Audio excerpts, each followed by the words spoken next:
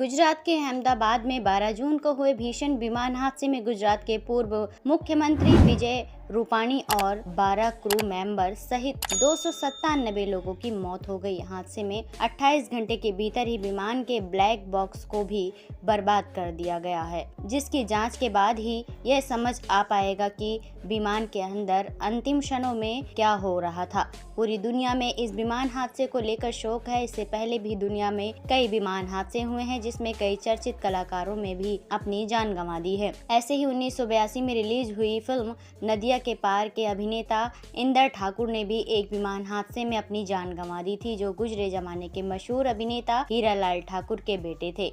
विमान हादसे में नदिया के पार में इंदर ठाकुर की भूमिका निभाने वाले इंदर ठाकुर तब मात्र 35 वर्ष के थे जब विमान में हुए विस्फोट में उनकी जान चली गई थी। वह एक अभिनेता होने के साथ साथ फैशन डिजाइनर और मॉडल भी थे। यही नहीं, वह बतौर कैबिन मैनेजर एयर इंडिया में भी काम कर चुके थे। उन्होंने प्रिया नाम की एयर होस्टेस से शादी की थी और दोनों का एक बच्चा भी था। लेकिन 23 जून 1985 को मनहूस दिन था जब इंदर अपनी पत्नी और बच्चे के साथ टोरंटो से लंदन जा रहे एयर इंडियन के विमान 182 में बम विस्फोट के चलते विमान में सवार सभी 329 लोग मारे गए थे, जिसमें से ज्यादातर कनाडाई थे। आज भी एयर इंडिया बम विस्फोट को कनाडा के इतिहास का सबसे भयानक आतंकीवाद हमला माना जाता है। आतंकवादियों ने इस विमान को लैंड होने से 45 मिनट पहले ही हवा में उड़ा दिया और विमान में सवार 307 पैसेंजर और 22 क्रू मेंबर्स की इस हमले में जान चली गई। विमान में जब हमला हुआ